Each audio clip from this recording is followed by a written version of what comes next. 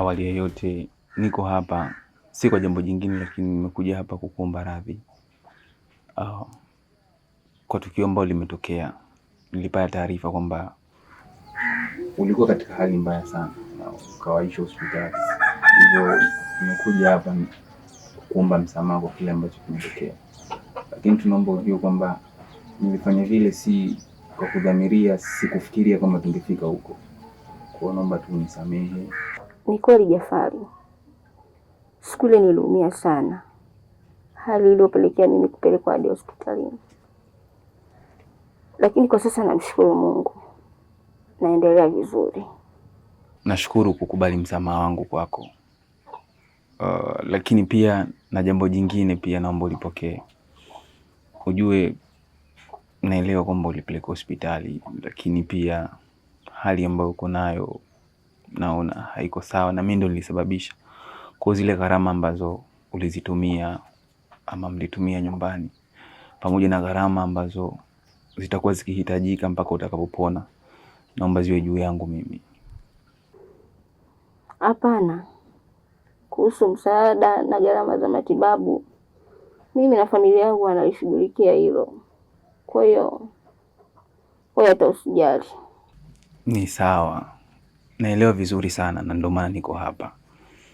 Ningekuwa sielewi nisingekuwa hapa. Kwa hiyo lengo langu la msingi kabisa ni kukuomba mimi nigharamie hizo gharama zote, na nitakuwa huru sana kama nikiwajibika katika hili, na itaonesha maana ya msamaha wangu kwako. Kwa hiyo ningeliomba uridhie katika hili tafadhali.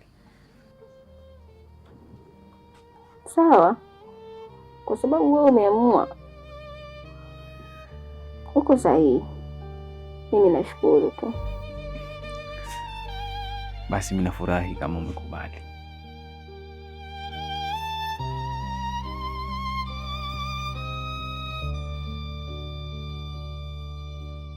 Leo umezingua kwa hali ya juu sana. Kitu ambacho ulichokifanya pale cha kuja na yule mwanamke pale na maneno kuja kuwaongea mzee pale, mimi niliamua kukausha kwa sababu na kuheshimu na sikutaka kuvunjia heshima. Ila kitu ulikuja kufanya pale mzee sijakipenda hata kidogo. Mimi ni mwanaume na nilikausha pale kwa sababu nilijua nitakuja kuongea na wewe kama wanaume. Mzee, ile swala usirudiage tena, mimi sijakipenda. Tuheshimiane mzee. Wewe mtoto umekuwa si ndio? Naona kama vile umekuja kama kunikoromea hivi si ndio? Mimi nakwambia nitakupangia utaratibu mpaka nitakapokwenda hapa chini ya ardhi. Labda mimi sikuzaliwa tumbo moja na baba yako, lakini huo ukweli ndio nakwambia. Wewe uwezo kusanyia tu vijana mke hapo mtaani, unakusanya huko unaleta baba mimi nimekuja, sijui nimekuja. Sitaki. Nitakupangia utaratibu, kwa sababu vinginevyo nikikuacha wewe utakuja kuizalisha familia na mimi nikiwepo nitajieleza nini? Umetaka utaoa yule mwanamke, utaki utaoa yule mwanamke. Yaani hayo nayokuambia ndio unatakiwa uyazingatie, lakini yule mwanamke sio wa kuoa na ni fedhea kwenye familia. Ndio nakwambia hivi. Mzee, yule mwanamke mimi sio. Hata ufanyeje yule mwanamke mimi siowi. Tena tuheshimiane kabisa.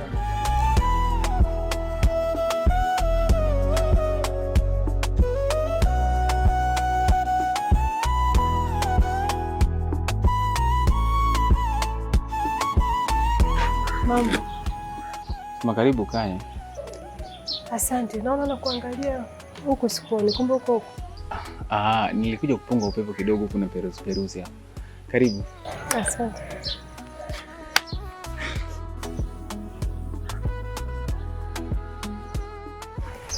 Umenishtua maana ni ghafla sana, hata hujaniambia.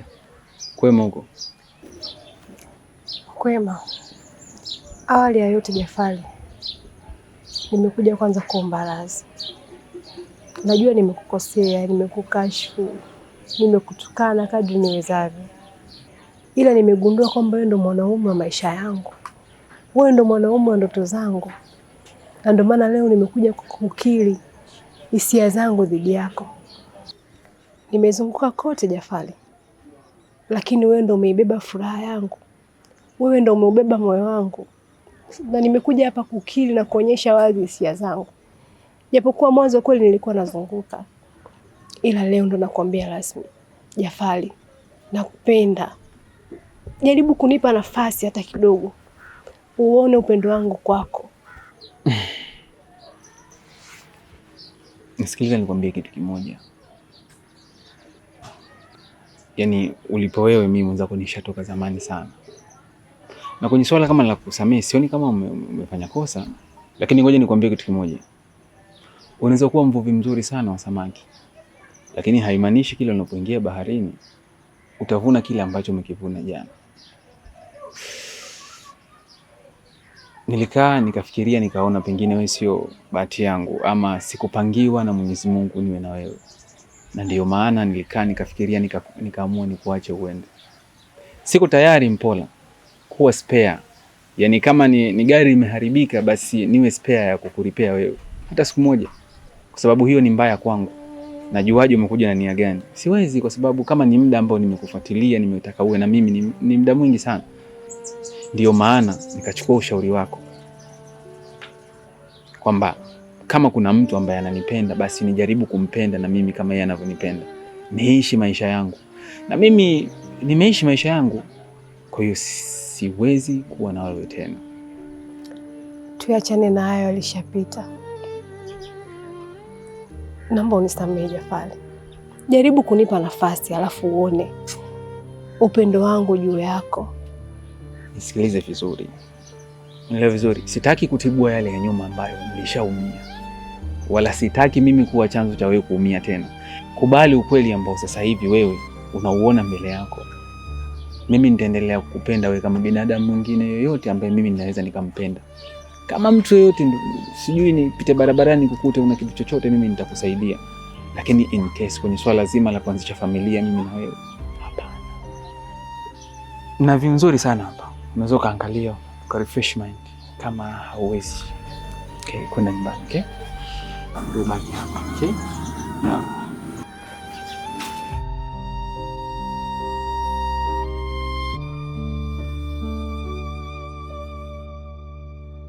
Soka mkubwa, shemeji anaita Zalao.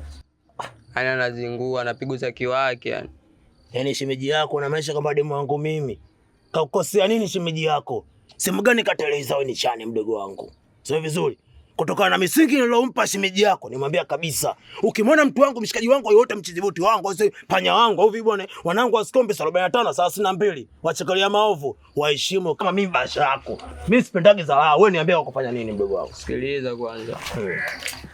Ile macho masikombe zo nimempumania ile kichocholoni mixa na bebika nini na kibwana chake. Sijui kakitolea wapi kishamba kile. Acha mambo hayo mdogo wangu. Acha mambo hayo. Oya. Oya. Demu wangu mimi kabisa mwanangu namkuta kichocholoni. Yaani hujabaliwa kaupatia wapi medemu wangu akumbatiana na mtizibote kichocholoni. Akaza najua kabisa yule demu wa msela. Mimi ndo nashangaa kutokana na vipi unajua. Wewe mwanangu mimi nakuhurumia. Wewe unaweza kuja kufanya soka enda utoka kiponza kinyeo. Sema nini? Ngoja nikuonyeshe. Kumaanisha huyo mtoto siku hizi anataka kunipanda kichwani. Hapa nimemchukua kideo kabisa mfoto. Mama we. Kumaanisha. Hivi ule mwanangu ana akili gani huyo? Kwa kabisa ile mtizibote kakombatana nana achukulia baridi. Sikia mdogo wangu, shika simu. Poa. Hii kesi mimi nameza mwenyewe kama chizi. Alafu nitamuonesha kabisa kama nasema chizi wote tukipenda, tumependa kweli alafu tunapagawa na mapenzi. Tulia mdogo wangu. Sasa sikiliza kama mkubwa. Wewe tuliza magazabu kwanza hapa. Namna gani vipi wewe ingia mtaani kwanza kale vitu afu tuliza akili ubongo utakaa sawa. Ukienda kichwa utauponza unajua. Sikiliza mdogo wangu, haina nyumbani, haina chewa ndio kuja nyuma mbele kwa mbele.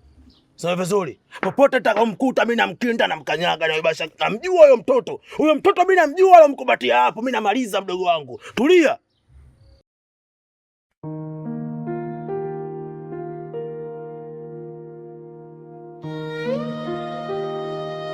Baada ya kufanya vipimo, tumegundua mguu wako umeathirika kwa kiasi kikubwa sana.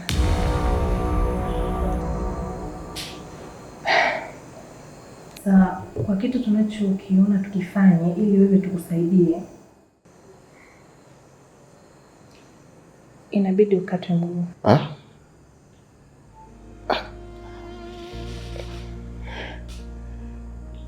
mguu wangu tena unabidi ukatwe. Dokta, amwezi mkaangalia njia nyingine tukaachana na habari za kukata? Hakuna namna.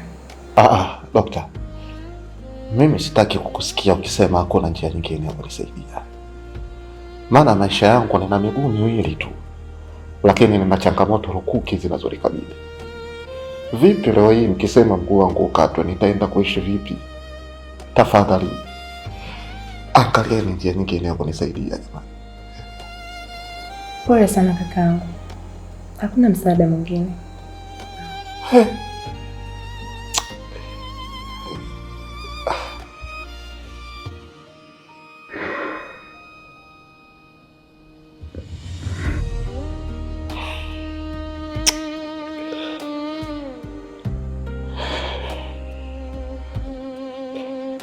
Sawa,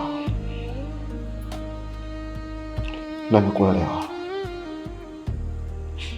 Acha niende nalifikirie. Na usikae muda sana, utazidi kuongeza tatizo kubwa.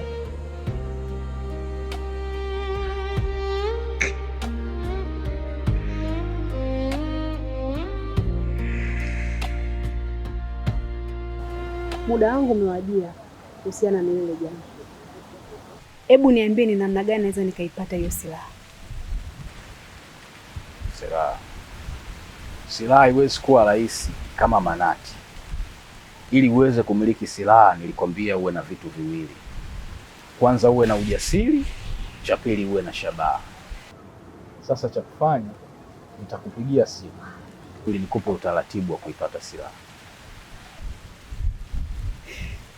Sawa. Ila naomba usichelewe. Nimejizatiti na nimeliamua ile jambo kwa miguu miwili. Tafadhali naomba uniwaishie sana. Sawa.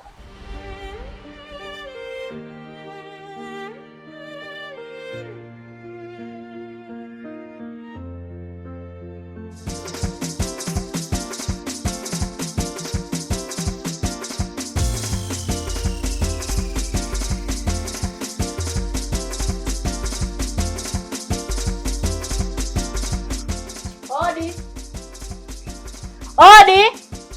Karibu. Habari yako?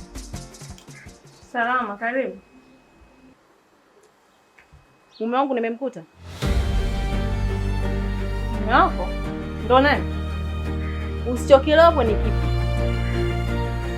Nimekuulizia mume wangu nimemkuta, ambaye nimehalalishwa na babangu mkwe kipenzi.